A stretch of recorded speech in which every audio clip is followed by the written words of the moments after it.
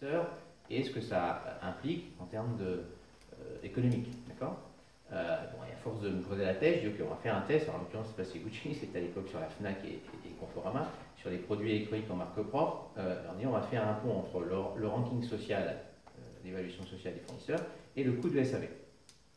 Et donc j'ai fait ce travail et j'ai montré qu'il y avait un lien de 3 à 7% entre ceux qui étaient les mieux notés socialement et la baisse du coût de SAV qu'il y avait derrière. Bon, voilà. Donc à partir du moment où j'ai fait ce fichu lien, là, je n'étais plus du tout monsieur l'empêcheur d'acheter. D'accord. Et donc j'ai pu derrière leur dire en plus, bah, maintenant en plus ce fric-là, bah, non seulement on va l'utiliser pour faire des contrats sur 3 ans et ainsi de suite, et rentrer dans une dynamique, et surtout pas se dire, bah, c'est autant d'économies, ça va être qu'on va la réinvestir pour aller encore plus loin. D'accord. Mais donc ce travail, je pense que, voilà, avant de parler de comptabilité, il faut aussi commencer par faire ce travail de changement dans la façon d'évaluer et avoir d'autres indicateurs qui vont permettre de faire ce pont systémique. Alors, avec en plus, enfin, moi je dis, arrêtons d'être obsédés par les euros. On peut déjà avoir des indicateurs qui vont déjà faire un premier lien entre l'aspect social, sociétal, environnemental et économique, sans forcément parler d'euros, mais après qu'on va pouvoir transformer dans un deuxième temps en euros. Donc l'idée c'est aussi, ne soyons pas obsédés par la finance. Déjà commençons par montrer ce lien-là et après de le transformer dans une vision financière. C'est souvent en 2 étapes. En tout cas, c'est l'expérience que j'en ai.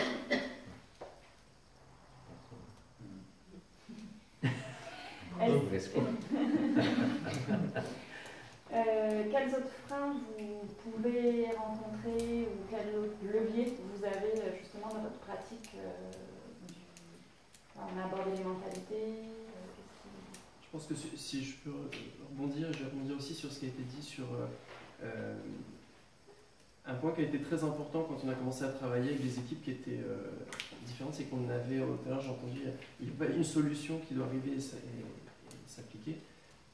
Moi je venais d'un grand groupe, j'avais travaillé où il y avait un peu, bon bah maintenant dorénavant, tout le monde fait ci, tout le monde fait ça, et puis on appliquait comme ça pour tout le monde la même règle.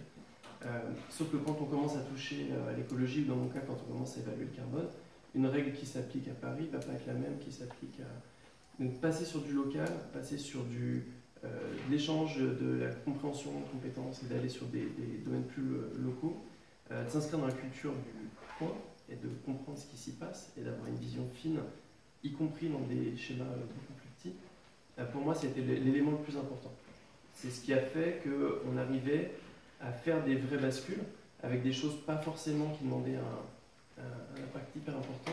C'est dès qu'on commençait à arrêter de vouloir appliquer à tout le monde le même système, et au contraire qu'on disait aux gens, échanger, partager. Sur un des projets qu'on a mis en place, qui était un peu différent, mais dans lequel on avait déjà inclus la décarbonation, on avait tout de suite mis en place un système de partage de bonnes pratiques et de très rapidement pouvoir documenter ce qui se passe quand on le met en place.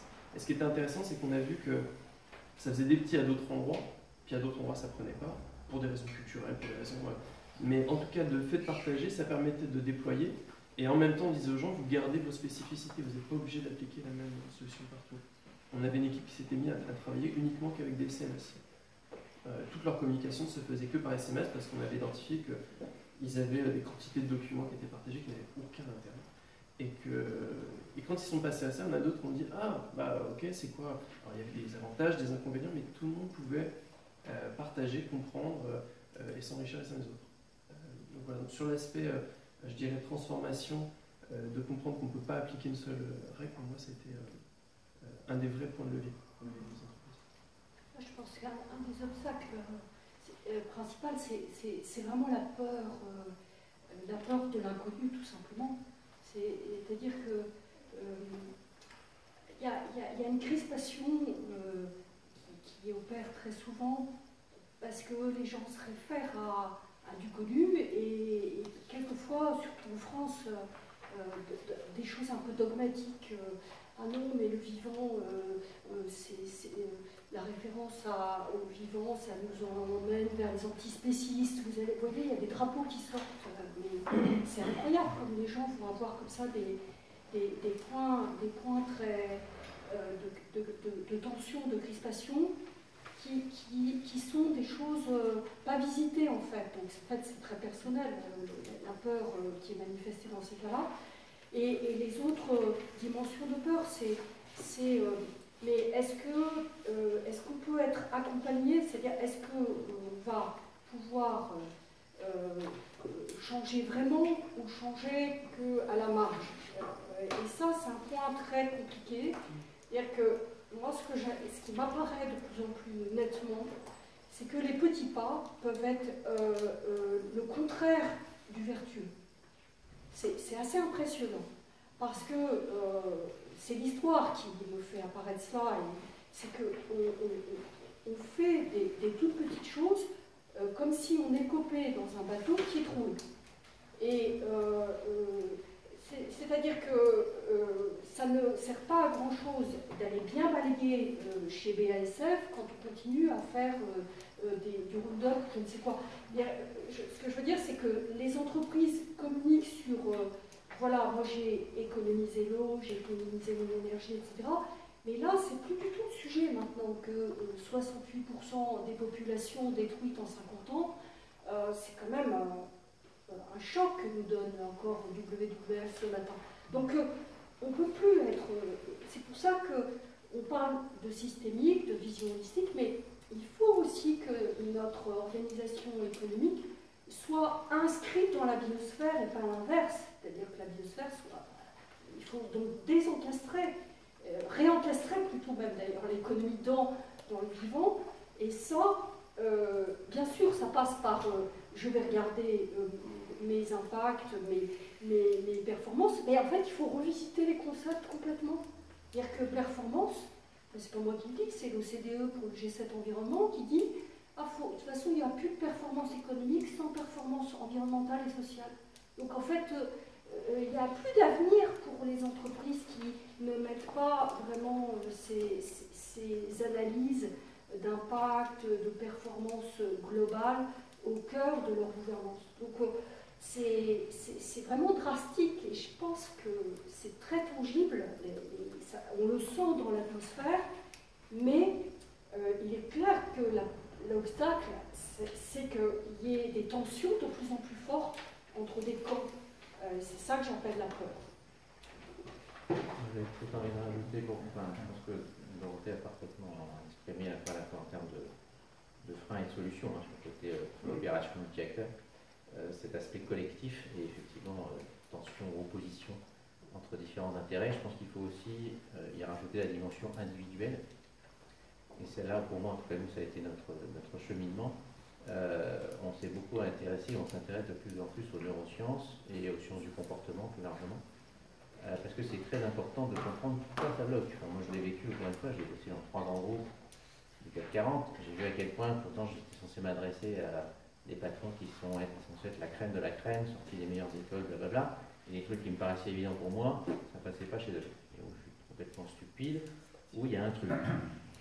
J'espère ne pas être complètement stupide. Donc du coup, j'ai cherché un peu à pourquoi, c'est quoi ce truc.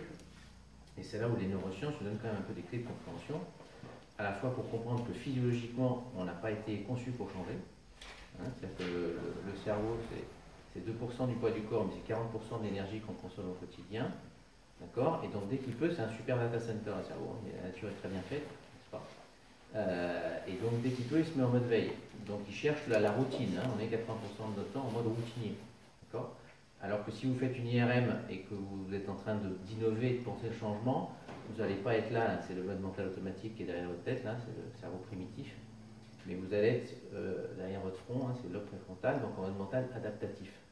Et si vous faites une chromatographie de tout ça, là il y a ça chauffe, c'est tout rouge, là, alors que là, c'est tout bleu. D'accord? Je force un peu le trait, mais c'est quand même ça.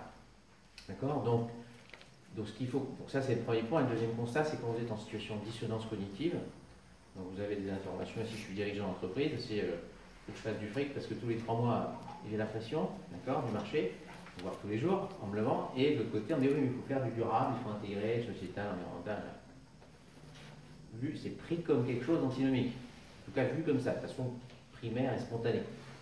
Et quand on est dans cette situation-là, là aussi, ce que nous montrent les neurosciences, c'est que le cerveau se met, y compris inconsciemment, c'est pas forcément une question de mauvaise volonté, va être dans le déni on va chercher à éviter l'information qui vous gratte, quoi.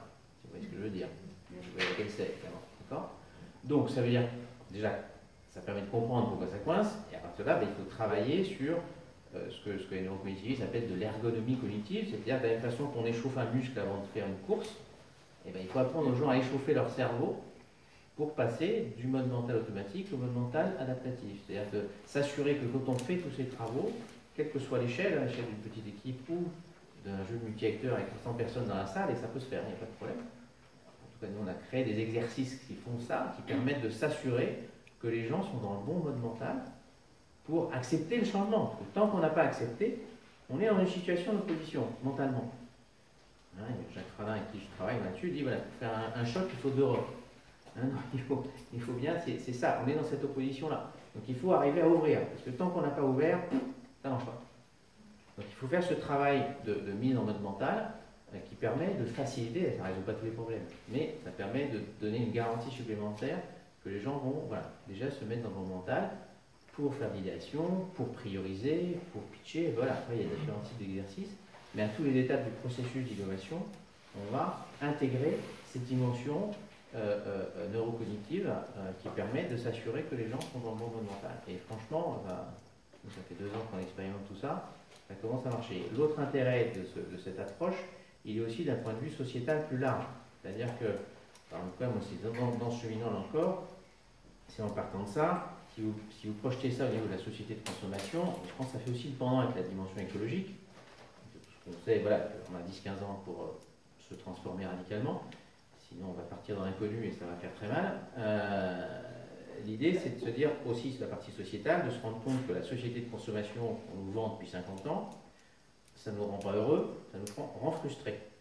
De frustrés, ça nous rend addicts, de addicts, ça nous rend violents. Et on tourne. D'accord? Et on est dans une société de plus en plus violente. D'accord? Donc, l'idée, c'est comment je sors aussi de ce truc-là. Et pareil, les neurosciences vous donnent des clés de compréhension, parce que c'est vrai, c'est le circuit dopaminergique, hein, c'est la récompense, en mode Pavlov. Et puis, donc, j'achète toujours plus, et puis que je n'ai jamais assez, finalement, voilà, c'est là où je rentre dans la frustration, l'addiction et la violence. Donc, comment je sors de ce truc-là, et comment je passe d'une société addictive à ce que nous, on a appelé une société rassasiante et épanouissante. C'est-à-dire qu'on va travailler sur les mécanismes neuroscientifiques qui sont liés à la satiété. Donc ça s'adresse à toutes les directions marketing, de dire, voilà, messieurs, dames, ça fait 50 ans que vous nous promouvez une société qui n'est pas la bonne et qui nous met dans le mur, donc on a besoin de vous, vous êtes au centre du jeu stratégique pour changer. Et là où je reviens sur le modèle économique, ok, on va passer du volume à la valeur, il va falloir consommer moins et mieux, et on va travailler sur d'autres modèles, notamment serviciels, donc avec un impact qui sera évidemment beaucoup plus faible sur l'environnement, et qui vont être créateurs de valeur. Donc il y a des solutions, y compris avec une vision économique et financière. Mais ça va demander des changements drastiques dans votre façon de concevoir tout votre marketing. Celui-là, on met à la poubelle et on commence à travailler sur autre chose. Et justement, comment, il y a plusieurs personnes qui ont un peu, comment on transforme ce modèle économique, comment... En travaillant, alors, je reviens, si je poursuis le truc, c'est en travaillant, ce que je disais, sur ce mécanisme de satiété. D'abord, de façon innée, on l'a tous. Hein. Vous prenez il y a une étude qui a été faite pour les enfants de 18 mois, mais qui ne parlent pas. Très peu. Vous leur donnez une crème à la fraise qui est légère, une crème à l'abricot qui est dense. 15 jours après, vous changez la texture sans changer la saveur. Donc la crème à la fraise qui était légère devient dense, la crème à l'abricot devient légère. 15 jours après, tous les gamins, ils ont compris qu'ils pouvaient manger plus de crème légère que de crème lourde. D'accord? Donc ça démontre que nous avons de façon innée ce sentiment de satiété. Donc en fait, le truc, c'est comment je le retrouve. Et comment je promeux, si je suis dans l'agroalimentaire, on est en train de faire avec un groupe en ce moment, et franchement, c'est une première, donc, par rapport à ce que je connais, de les faire travailler sur comment je veux promouvoir cette dimension de la dégustation pour redonner aux gens, réapprendre aux gens ce sentiment de satiété, et donc on va leur apprendre à mieux connaître leurs besoins. D'accord? Et au niveau du modèle économique, justement, voilà, il y a peut-être différents avis dessus. Pour rebondir, sur l'aspect serviciel, qui est un point déterminant quand on essaie de réduire les émissions carbone. Donc c'est un sujet qui est passionnant mais qui est très douloureux dans beaucoup d'entreprises, qui est, comme tu l'expliquais très bien, qui a des difficultés au changement, et que là on demande quand même à des gens qui ont tout un mode de pensée, qui ont parfois construit toute une carrière, ou une vision, une projection sur l'avenir, d'aller vers quelque chose qui leur paraît douloureux, parce qu'il faut abandonner un mode de vie, un prestige qu'on a. Par exemple, moi j'ai souvent eu le cas avec du middle management qui est habitué à voir en dessous des vendeurs, et puis on leur dit en fait là on va passer sur du serviciel, donc il va falloir, voilà, tu n'auras plus les mêmes objectifs, et puis peut-être que tu n'auras pas tout à fait le même mode de vie, mais il avait quelque chose de prestigieux dans son mode de vie qui va lui manquer, donc c'était quelque chose de douloureux. Est-ce que tu peux expliquer le passage serviciel Oui, tout à fait. En fait, dans l'idée, c'est de passer de l'idée, mon objectif c'est de vendre un produit, à vendre un service qui va avoir le même bénéfice pour l'utilisateur et qui va lui permettre d'accomplir les mêmes besoins sans passer par une phase d'achat, mais uniquement en utilisant le produit, par exemple. En travaillant là-dessus, on se rend compte que les besoins qu'on va avoir, c'est du SAV pour entretenir, on va avoir besoin d'avoir des vendeurs qui vont pousser de la vente, il y en aura beaucoup moins. Donc il va y avoir un changement de mentalité, un changement d'organisation qui peut être ressenti comme douloureux. Un travail qu'on avait fait nous, c'était d'aller chercher aussi où était le plaisir chez les gens. Et donc quand on comprend les mécaniques de plaisir qu'ils vont avoir, on va se rendre compte que si c'est qu'une question de prestige, il y a probablement autre chose qu'on peut mettre à la place qui va lui procurer le même plaisir sans passer nécessairement et donc permettre la transformation. J'avais travaillé avec un garage où on s'était rendu compte que tout le monde était frustré dans le garage. Les mécaniciens voulaient s'occuper d'une seule voiture, on leur disait occupe-toi que d'une pièce. Ils voulaient parler au client, on lui disait le client c'est l'accueil qui s'en occupe. L'accueil disait moi j'aurais aimé en savoir plus sur la mécanique, on lui disait non, toi tu prends les clients et puis tu les fais signer puis tu les informes quand c'est. Donc tout le monde était frustré. Et en fait on avait créé quelque chose qui était beaucoup plus voilà, un système qui était beaucoup mieux pour tout le monde, où tout le monde se sentait plus à l'aise, je trouve pas le mot, mais avait le pouvoir de prendre des décisions, d'être autonome, et il y avait un niveau de satisfaction qui était plaisant pour tout le monde, et on avait drastiquement changé la manière de fonctionner. Il faut trouver le plaisir où il le trouve. Ouais, non, top. Sur les modèles organisationnels, là, parce que c'est pas sur les modèles économiques, mais c'est intéressant, c'est hyper important d'avoir une organisation qui est bien huilée. Juste pour faire le pont avec, je vais me permettre encore une petite analogie bio-inspirée. Vous connaissez sûrement la fable de La Fontaine du roseau et du chêne le roseau qui est résilient, qui va ployer, et le chêne qui va tomber, et donc qui n'est pas résilient. Dans le vivant, tout est résilient majoritairement, donc le chêne en fait est résilient aussi, il va juste dispatcher un nombre de glands énorme sur le sol et il va repousser de ses cendres. Et donc c'est un sujet que Jérémy j'aborde, et donc j'aborde aujourd'hui. Il y a des commandes, d'accord. Mais qui est intéressant à mon avis, c'est quand on a bien travaillé la raison d'être, quand on a bien travaillé la vision de l'entreprise et quand c'est clair.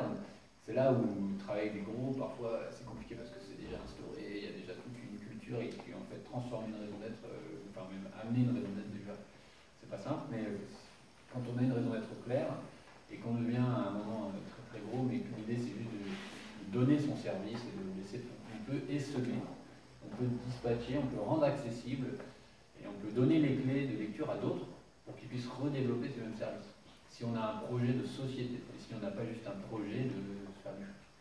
Si on a un projet de société pour la société et que c'est ancré dans la mentalité, et je vois plein de jeunes entreprises qui ont tellement cette envie-là, ils créent à tout va et ils donnent les clés à tous ceux qui veulent les écouter de comment refaire, remodeler, réorganiser ce modèle. Donc on se retrouve avec des modèles qui vont lier au commun, qui vont lier à la communauté, à faire de la collaboration et du partenariat, de symbiose aussi, et d'apport de valeurs qui n'étaient pas obligatoirement pécuniaires, mais où on arrive à monter un projet sans. Et donc ça peut aider à créer des modèles économiques qui sont très très viables, de par l'ambition, la raison d'être.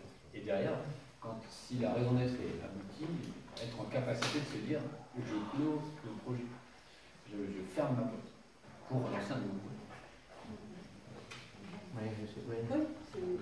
C'était un peu ce qui s'est passé avec Vivagora, qui s'est éteint, puis on est reparti d'une autre manière 3-4 ans après.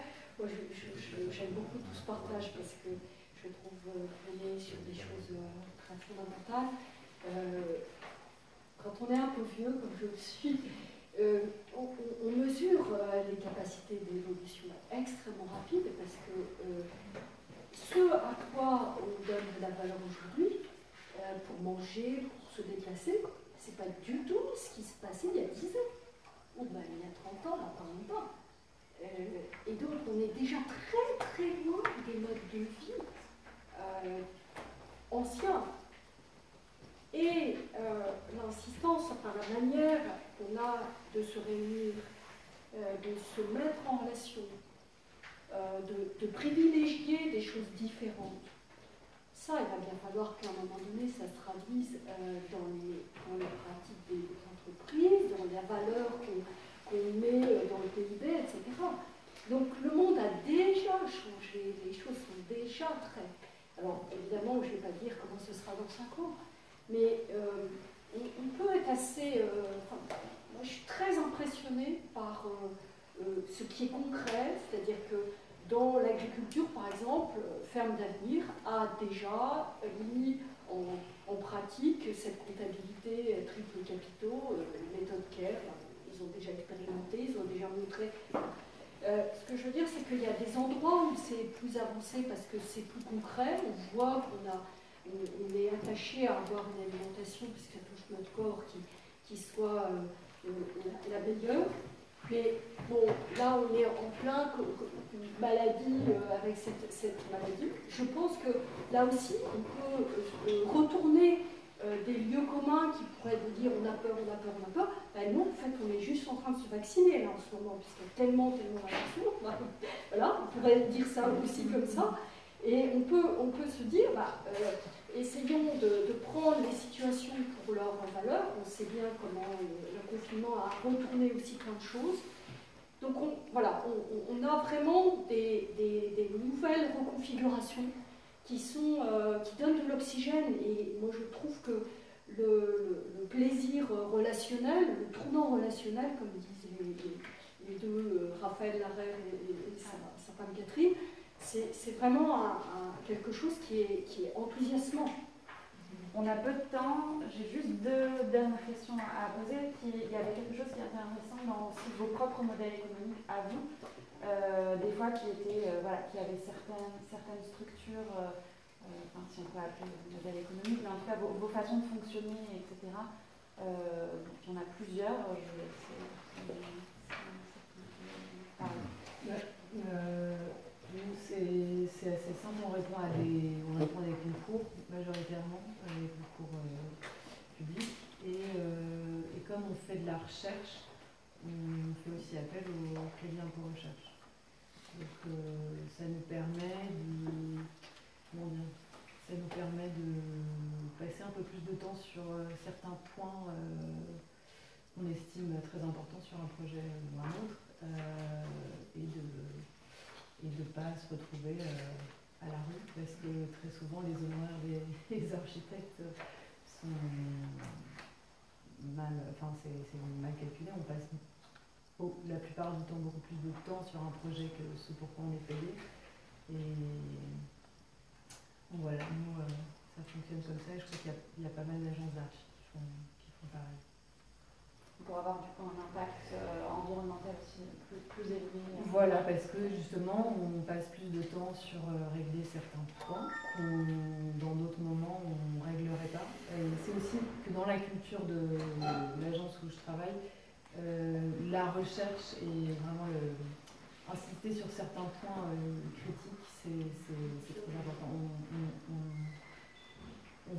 On n'aime pas juste balancer des projets comme ça. C'est vraiment le plaisir de créer quelque chose de nouveau à chaque fois, en fait. Rapidement, du coup, est-ce que vous abordez? Je pense qu'on a des modèles économiques un peu traditionnels. Oui, non, puisque vous êtes association en train de... Alors oui, par contre, Le sujet, c'est pas votre modèle économique, c'est faire un tour de table sur les différents frameworks. les modèles économiques qui peuvent être inspirants. Voilà. Et Peut-être que c'est me poser, d'ailleurs, c'est peut-être pas un modèle économique. spécifique à la question. Non, mais en tout cas, nous, on est association pour le moment, mais majoritairement financée par le privé. On va essayer de passer sur le public. On est en train de passer en SKIC, que vous connaissez peut-être, les sociétés coopératives d'intérêt commun, pour essayer d'avoir plutôt un travail collaboratif et de créer du commun. Et puis... Juste que comme on va travailler sur revisiter le business model Canva, est-ce que chacun peut dire son approche, par exemple l'économie circulaire, l'économie de la fonctionnalité, le biomimétisme, la triple comptabilité, enfin voilà, un petit tour de table de façon de penser, de façon d'aborder les choses qui pourraient nous inspirer. Oui, bon, voilà comment ça fonctionne au CIBEUS à peu près, mais je pense qu'il y a... nous, on a monté, comme Dorothée l'a gentiment mentionné au début, on a essayé de lancer une synergie un peu sur les modèles économiques mieux inspirés, de se poser la question de qu'est-ce que ça voudrait dire, comment ça pourrait se décliner, comment on pourrait construire une vision là-dessus. Et comme je disais tout à l'heure, il y a pas mal d'analogies très intéressantes sur les semages, le fait d'être résilient malgré, parce qu'on porte un projet, par exemple, qui est la vitalité, de survivre, et pas obligatoirement d'avoir un revenu. Vous connaissez peut-être aussi le triptyque qui a pas mal été mentionné aujourd'hui, au lieu d'avoir le développement durable construit à égalité avec l'économie, le social et l'environnement sur le même niveau, on a plutôt un ancrage, on a une vision biosphère, voilà, c'est la réalité de la biosphère qui nous concerne. Au sein de cette même biosphère, il y a une espèce qui s'appelle l'espèce humaine et qui a un outil qui s'appelle l'économie. Donc comment réinscrire l'économie au sein de l'espèce humaine et au sein de la biosphère avec ces enjeux-là, donc vraiment faire apparaître dans une vision d'un projet, apparaître tous les liens qui existent et qui sont là, qui sont présents avec les autres espèces et l'entremêlement qui existe avec les ressources naturelles. Alors, si je peux, voilà, en fait, si on se met dans cet état d'esprit-là, il y a eu tout un conflit entre l'économie écologique et l'économie de l'environnement. Avec Dali, avec un certain nombre d'auteurs, je n'ai pas entré dans les détails, mais ça date des années 70, c'est Club de Rome, etc. Et en fait, il y a deux écoles. Il y a la soutenabilité forte et la soutenabilité faible. Et si on se met dans ce schéma qui a été décrit par Polanyi, c'est-à-dire de réinscription de l'économie dans la société qui gouverne donc et qui encadre l'économie et qui elle-même est dans la biosphère, eh bien, on est forcément en soutenabilité forte. Ça veut dire qu'il n'y a pas d'équivalence entre le capital financier, le capital naturel, le capital humain. On ne peut pas dire, voilà, je coupe toute la forêt et je donne de l'argent pour replanter ailleurs ou je ne sais pas quoi. Enfin, le système d'esprit de compensation par le financier ne fonctionne pas. Et donc, dans cette soutenabilité forte, c'est la base de l'approche comptable multicapitaux, c'est-à-dire c'est considérer qu'on a vis-à-vis de la nature de l'amortissement à prévoir, exactement comme il y a pour le système financier. Hein, c'est un détournement en fait du système tel qu'il a été construit depuis un siècle. Et qui fait qu'on va prévoir l'amortissement des capitaux financiers naturels et humains. Ça veut dire que si on utilise certaines choses, si on fatigue les gens qui travaillent, il faut qu'ils puissent se régénérer. Donc c'est inscrire la régénération dans le système économique, comme en fait ça se traduit par l'idée de penser des coûts de maintien. Voilà, c'est le maître mot de la méthode Kerr, coût de maintien des écosystèmes sociaux ou naturels. Donc ça, c'est un état d'esprit qui fait que on pense tout autrement. Ouais, peut-être pour rebondir, moi j'ai une approche sûrement moins docte que Dorothée, mais qui revient quand même à peu près à la même chose, c'est-à-dire de pitié, sortons des people planet profit, là, au secours. Et ils ont cette vision intégrée qui est très bien écrite du coup, c'est-à-dire il y a un écosystème écologique dans lequel il y a une espèce qui s'appelle l'homme et dans lequel il y a des entreprises qui, si elles veulent continuer à vivre, doivent tenir à la fois compte de l'homme, aussi bien individuellement que dans l'organisation collective, et doivent tenir compte de la nature, dans les interactions qu'elles ont et l'impact qu'elles ont vis-à-vis de cette nature. Avec une logique, effectivement, là aussi ce que vient de dire Dorothée, sur cette logique de régénération. Et c'est, moi j'aime bien dire ré/génération. Il y a un côté réparé, parce qu'on a quand même fait un certain nombre de conneries, mais il serait peut-être temps qu'on travaille aussi, voilà, non seulement à arrêter, mais à remettre autant que faire se peut des choses dans le bon sens, et à générer un certain nombre d'impacts, d'externalités positives. Et dans cette dimension de la génération, en tout cas nous d'un point de vue méthodologique, c'est apprendre aux boîtes à se poser les bonnes questions pour pousser, non seulement elles vont être dans l'impact positif, c'est une première posture, mais l'idée c'est de dire non seulement à ça, je vais rajouter une vision régénératrice en essayant de pousser sur la cible, la géographie, voilà, les différents critères qui font que je vais maximiser la positivité de mon impact. Voilà. Et donc très concrètement, c'est ça, c'est arriver à, c'est un peu notre Graal, à ce qu'on ait des entreprises régénératrices qui pensent comme ça. Je pense que voilà, ça c'était un point. Alors sur le Canva, nous effectivement, dans la méthodologie qu'on a d'innovation positive et durable, on a un Canva de business model, on a justement totalement revu pour le rendre positif et durable justement, et pas que orienté client, mais qui est bien orienté parties prenantes, hein, donc si on reprend le cas de Dorothée sur le côté écosystème d'acteurs, et où on travaille dès le début, mais pour moi ce truc-là c'est un des éléments, et en fait c'est toute une démarche où à chaque fois de façon intrinsèque on pense le modèle économique, mais en même temps on rajoute cette réflexion sur la minimisation, la suppression des externalités négatives et la maximisation des externalités positives. Et quand vous faites ce boulot-là comme ça, vous apercevez que vous avez quand même un modèle économique qui tient la route et qu'en plus il a du sens. Et je reviens sur la motivation des gens qui se lèvent tous les matins pour aller bosser, en particulier dans ces grandes boîtes, et qui en plus est plus robuste, plus pérenne, qui crée plus de valeur, et ça on s'en est pas aperçu au début, qui est plus différenciant, qui est plus difficilement réplicable. Quand vous travaillez à créer des communautés, c'est autrement plus difficile à piquer et à copier une communauté que de copier une innovation technologique. Donc c'est encore un argument supplémentaire pour dire faites ça parce que votre modèle, il faudra 2-3 ans avant que les autres soient au même niveau. Mais on peut presque se demander pourquoi on garde ce mot d'externalité là. Parce que c'est quand même, c'est Pigou qui a inventé ce concept-là en 1920, je parle d'économiste, et il faudrait peut-être juste lui faire sa peau à ce concept. C'est une très très bonne suggestion. Parce que si on est cohérent... Je ne l'avais pas vu comme ça, mais tu as mis fort à Vous allez travailler sur le business model Canva après, c'est ça? Ouais. Ok. Moi, ma stratégie, alors j'ai hâte de découvrir ton outil parce que je cherche toujours un nouveau modèle qui soit plus. Et je trouve que c'est très difficile d'en avoir un, donc je vais regarder avec beaucoup d'attention les tiens. Moi, j'utilise souvent, j'ai une stratégie qui est, je sais pas, comme la Remora, je me greffe à ce qui existe et puis je change ce qu'ils ont. Donc je prends le business model Canva qu'ils connaissent et j'essaie de la faire comprendre certains éléments à travers le business model Canva. Pour moi, le plus important à regarder et ce sur quoi je l'ai fait le plus bosser, c'est tout ce qui va être effet Cobra ou l'effet rebond. Vous voyez ce que c'est dans l'idée. L'effet Cobra, c'est l'effet Cobra.